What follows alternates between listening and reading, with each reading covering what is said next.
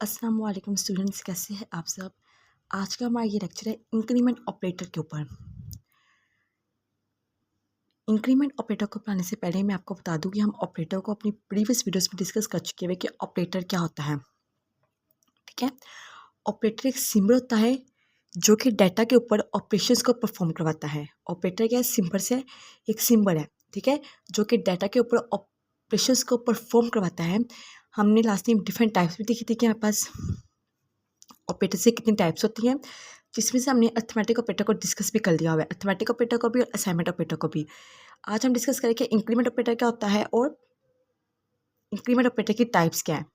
ठीक है, increment operator का मतलब है कि हम इंक्रीमेंट मीन्स इंक्रीज, हम इंक्रीज कर रहे हैं। ठीक है, हम एक वेरिएबल में वैल्यू को इंक्रीज कर रहे हैं। वेरिएबल में एक वैल्यू को इंक्रीज करना इंक्रीमेंट ऑपरेटर कहता है। ठीक है, इसका सिंबल क्या, प्लस प्लस। ये दो प्लस प्लस के साइन है जो हम किसी भी वेरिएबल से पहले किसी भी वेरिएबल के बाद लगाते हैं, जिसका मतलब होता है कि इस वेरिएबल में हम लोग एक का एक की इंक्रीजमेंट कर रहे हैं, इंक्रीमेंट कर रहे हैं। ऑपरेटर, इंक्रीमेंट ऑपरेटर हमेशा बेटा हमारे पास सिंगल वेरिएबल के साथ लगता है। ठीक है, इंक्रीमेंट ऑपरेटर क्या यूनरी ऑपरेटर है और ये हमेशा सिंगल वेरिएबल के साथ लगेगा। जैसे आपका एक वेरिएबल है, ए वेरिएबल के साथ प्लस प्लस का साइन डाल दूंगी, या इससे पहले मैं प्लस प्लस का साइन डाल दूंगी। ठीक है, यानी कि इंक्रीमेंट ऑपरेटर एक ही वेरिएबल के साथ यूज़ होगा। ठीक है, एक वेरिएबल का मतलब है खाली ए नहीं, B C D E F जो भी आप अपने वेरिएबल्स अपने प्रोग्राम में डिक्लेयर कर रहे हैं ऊपर। ठीक है, अब बेटा इंक्रीमेंट ऑपरेटर क्या करता है, जैसे कि अभी हमने कहा डिस्कस किया कि इंक्रीमेंट ऑपरेटर एक ही वेरिएबल के साथ लगता है। तो बेटा इंक्रीमेंट ऑपरेटर को आप लोग कांस्टेंट के साथ और एक्सप्रेशन के साथ यूज़ नहीं कर सकते। जैसे ये देखिए, मैं क्या यहाँ पे कह रही हूँ, A plus plus X plus plus.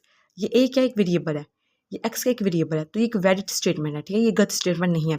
अगर मैं कहूँ मैं 10 में प्लस प्लस कर दूँ, ये चीज़ गलत है। 10 क्या होता है, कॉन्स्टेंट होता है, तो ये चीज़ गलत है, ये इनवैलिड है। सिमिलरली अगर मैं यहाँ पे एक एक्सप्रेशन लिख रही हूँ ए प्लस बी, ये ए प्लस बी क्या है, पूरी की पूरी ये ए प्लस बी क्या है, मेरे पास एक एक्सप्रेशन है। क्योंकि एक्सप्रेशन क्यों है, कैसे मुझे पता चला, क्योंकि देखिए ए और बी क्या है, डाटा है। ठीक है, ऑपरेंड्स है और प्लस क्या है, बीच में ऑपरेटर है। इसमें ऑपरेटर भी आ गए, ऑपरेंड्स भी आ गए, दो ऑपरेंड्स भी आ गए हैं। तो ये मेरे पास एक एक्सप्रेशन है। अब इस एक्सप्रेशन के साथ देखिए ब्रैकेट के बारे में प्लस प्लस डाल रहे, तो ये भी चीज़ क्या इनवैलिड है। सेम यहाँ भी ये क्या चीज़ है, इनवैलिड है। तो इसलिए हम लोग इंक्रीमेंट ऑपरेटर का जो यूज़ करते हैं वो कहाँ करते हैं, वेरिएबल के साथ करते हैं, ना कि कॉन्स्टेंट के साथ और एक्सप्रेशन के साथ। इंक्रीमेंट ऑपरेटर की बेटा हमारे पास दो फॉर्म्स आती है, एक होती है प्रीफिक्स और एक होती है पोस्ट फिक्स।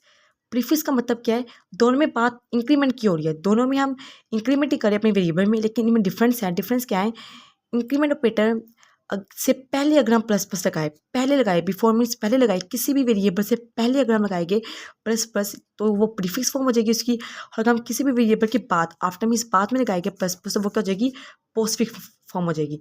दोनों में क्या हो रहा है, इंक्रीमेंट ही हो रहा है, एक का इंक्रीमेंट ही हो रहा है, लेकिन फ़र्क ये है कि अगर हमने वेरिएबल से पहले लगाया तो वो प्रीफिक्स फॉर्म है, अगर वेरिएबल के बाद लगाया तो वो पोस्ट फिक्स फॉर्म है। ठीक है, अब इनमें डिफरेंस क्या है, प्रीफिक्स में एंड पोस्ट फिक्स में। ओके, प्रीफिक्स में पोस्ट फिक्स एक इंडिपेंडेंटली वो काम कर रहे हैं, डिपेंड नहीं कर एक दूसरे के ऊपर। लेकिन बेटा जब हम इसका यूज़ करते हैं, एक आप कह रहे हैं एक बड़ी एक्सप्रेशन के साथ हम इसका यूज़ कर रहे हैं, किसके साथ, एक बड़ी एक्सप्रेशन के साथ।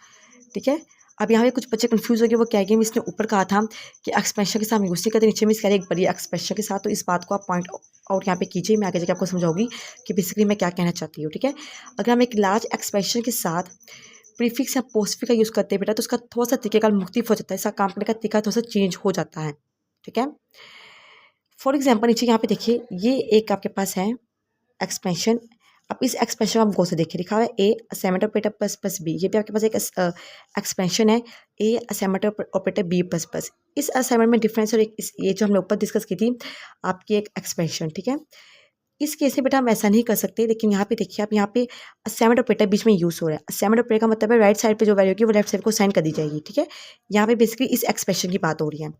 अब यहाँ पे क्या होगा, इसका तरीके का किस तरह चेंज होगा, आप देखिए यहाँ पे मैंने बी से पहले लगाया है प्लस प्लस, बी से पहले लगाने का मतलब है ये चीज़ क्या बन गया, मेरे पास प्रीफिक्स है, ये चीज़ क्या है, प्रीफिक्स है। अब इसका काम क्या है, ये चेंज कैसे, ये वर्क कैसे करेगी। अगर बेटा इस तरह की फॉर्म आपके पास है तो क्या होता है, उसमें पहले बी में एक भरेगा, बी में ए का इंक्रीजमेंट होगा। जैसे मेरे पास 1 है, ठीक है, 1 है, 1 का क्या मतलब है, बी में 1 2 हो जाएगा और 2 में ए को दे दूँगी, 2 में क्या करूँगी, ए को दे दूँगी। देखिए अगर मैं इसकी दूसरी फॉर्म इसको डिस्कस करूँ, इसमें क्या होगा बेटा, इसमें पहले जो बी में 1 था वो ए को जाएगा, बी में फॉर एग्जांपल 1 है, 1 पहले ए को गया है, ए में 1 आया है, फिर बी में इंक्रीजमेंट हुई, बी 2 हो गया है। ठीक है, ये इनमें मेन फ़र्क है। एक्सपेंशन के साथ काम करने में ये इनका मेन फ़र्क है जो आपने याद रखना है कि अगर इस तरह की फॉर्म आपके पास बनी हुई है तो पहले बी में इजाफा होगा फिर वो ए में जाएगी। इसमें पहले बीच में जो वैल्यू वो ए में जाएगी फिर बी में इजाफा होगा। ओके, अब इसके से 2 रिलेटेड प्रोग्राम से आपकी ITCS में दोनों के दोनों प्रोग्राम्स मैं यहाँ पे डिस्कस करूँगी। जैसे आपका एक 9.4 प्रोग्राम है, write a program that explains the difference of postfix increment.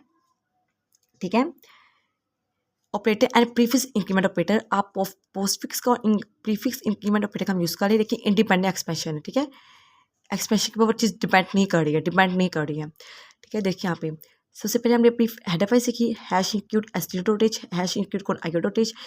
Hash include std.h सीखने का मकसद ये है कि नीचे हमने printf का फंक्शन यूज़ करना है और scanf का फंक्शन यूज़ करना है। इस प्रोग्राम में हमने printf का खाली फंक्शन यूज़ करना है, तो इस हमने std.h पर लिखा हुआ है क्योंकि printf का फंक्शन इस तरह से काम करता है, उसकी डेफिनेशन क्या है वो हमारी इस फंक्शन में पड़ी हुई है।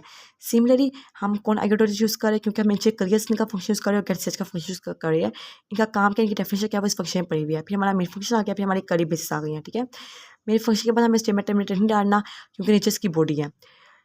अब देखिए बेटा, इसमें मैंने इंटीजर दिया है, इंटीजर में इंटीजर में डाटा टाइप है और साथ में 4 वेरिएबल्स दिए A B X Y। फिर मैंने क्लियर स्क्रीन का फंक्शन यूज़ किया है। अब मैं यहाँ पे क्या कह रही हूँ, मैं कह रही हूँ A assignment operator B assignment operator X assignment operator Y and assignment 0, यानी कि 0 जो है ना बेटा, 0 Y की वैल्यू भी है, X की भी है, B की भी, A की है, और ये इंडिपेंडेंट है। ये क्या है, इंडिपेंडेंट है, यानी कि अगर मैं A में का इजाफा करूँगी, अगर मैं A में 1 डाल रही हूँ तो BXY में 0 ही रहेगा, BXY में 1 नहीं हो जाएगा। ठीक है, तो यहाँ पे 0 की वैल्यू मैं दे रही हूँ A को भी, B को भी, X को भी और Y को भी। आपको पता है हम पीछे डिस्कस कर चुके हैं कि ये चीज़ क्या होती है, कंपाउंड असाइनमेंट स्टेटमेंट होती है, इसे कहते हैं हम कंपाउंड असाइनमेंट स्टेटमेंट। ओके, अब नीचे मैं कह रही हूँ A में प्लस प्लस कर दो। अब A क्या, ऊपर के मुताबिक A मेरा 0 है, तो 0 में जब प्लस प्लस होगा तो A क्या बन जाएगा, 1 बन जाएगा। नीचे मैं कह रही हूँ जो A1 है ना उसको B को दे दो। अब A भी 1 हो गया, B भी क्या हो गया, 1 हो गया। नीचे मैं कह रही हूँ, बात को ध्यान से आपने समझेंगे, यहाँ पे मैं कह रही हूँ A में प्लस प्लस कर दो। A ऊपर 0 था, प्लस प्लस करने से A क्या हो गया, 1 हो गया। ठीक है, नीचे मैं कह रही हूँ जो A में 1 पड़ा है वो B को दे दो, तो B में भी क्या हो गया, 1 हो गया। अभी A में भी 1 है और B में भी क्या है, 1 है। सेम नीचे मैं कह रही हूँ प्लस प्लस X, X में ऊपर क्या था, 0 था, अब प्लस प्लस X से क्या होगा, 0 1 में बदल गया, तो X में क्या इस टाइम 1 है। ठीक है, X में क्या 1 है। अब मैं कह रही हूँ जो X में 1 है वो Y को दे दो, तो X में भी 1 है और Y में भी क्या हो, X में 1 था वो Y को चाहे तो Y में भी क्या हो गया, 1 हो गया। अब A में भी 1 है, B में भी 1 है, X में भी 1 है और Y में भी 1 है।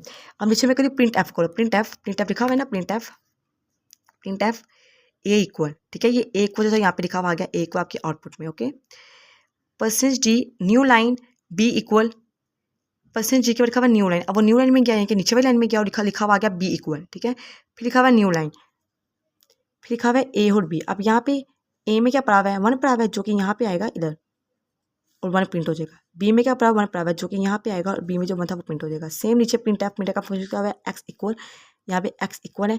अब X में क्या पड़ा है, 1 पड़ा हुआ है जो कि यहाँ पे आया, सॉरी यहाँ पे आया, यहाँ पे 1 आ गया। न्यू लाइन के बाद हमारा कर्सर न्यू लाइन में चला गया और Y में क्या 1 पड़ा वो यहाँ पे 1 आ गया, तो यहाँ पे 1 आ गया। ठीक है, ये आपकी थी इनकी पोस्टफिक्स और प्रीफिक्स का प्रोग्राम था आपका, लेकिन ये इंडिपेंडेंट था। ठीक है, अब नीचे हम एक और प्रोग्राम देख रहे हैं जो क्या हो रहा है बेटा, जो डिपेंड कर, जिसमें क्या हो रहा है, पास एक लार्ज एक्सप्रेशन है कि जब अब लार्ज एक्सप्रेशन होगी पोस्टफिक्स और प्रीफिक्स के फंक्शन में तो वो किस तरह से काम करेगा। ठीक है, तो आपको भी हमने पीछे पहले लार्ज एक्सप्रेशन को, तो उसमें काम करेगा तरीका का थोड़ा सा डिफरेंट होता है।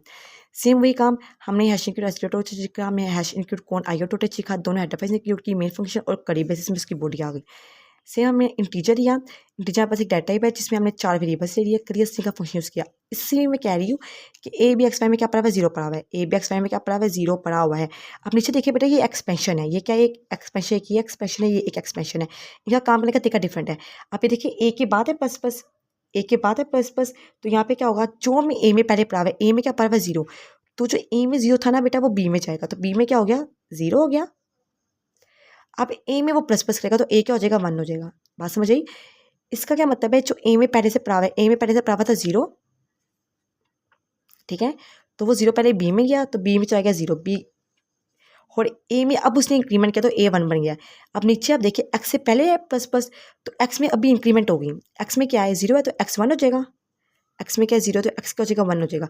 अब X देगा अपनी वैल्यू Y को, तो Y भी क्या हो जाएगा, 1 हो जाएगा। ठीक है, X भी 1 है, Y भी 1 है, इधर A 1 है और B हमारा क्या है, 0 है। तो नीचे प्रिंट टाइप का फंक्शन यूज़ होगा, प्रिंट टाइप का फंक्शन हम यूज़ करें स्क्रीन पे आउटपुट आने के लिए। तो A इक्वल, देखिए ये A इक्वल है क्योंकि देखिए ये स्टेटमेंट सॉरी ये लिखा हुआ है इन्वर्टेड कोमास में ये चीज़। ठीक है, इन्वर्टेड कोमा जो भी लिखा था वो प्रिंट होकर आता है, आपको पता है।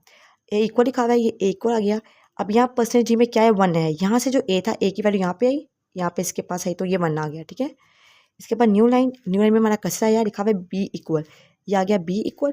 अब बी में हमारा क्या पड़ा है, 0, तो परसेंटेज जी यहाँ पे आके बी में क्या चलेगा, 0, ठीक है।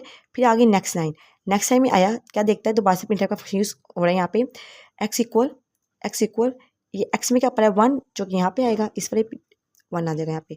सेम न्यू, इसका मतलब है न्यू लाइन में जाएगा वो, और वाई में क्या पड़ा हुआ है, 1 पड़ा हुआ है, यहाँ पे आएगा पहले कि वाई इक्वल 1, यहाँ पे 1 आ जाएगा, ठीक है। आई होप आपको ये समझ आ गया होगा।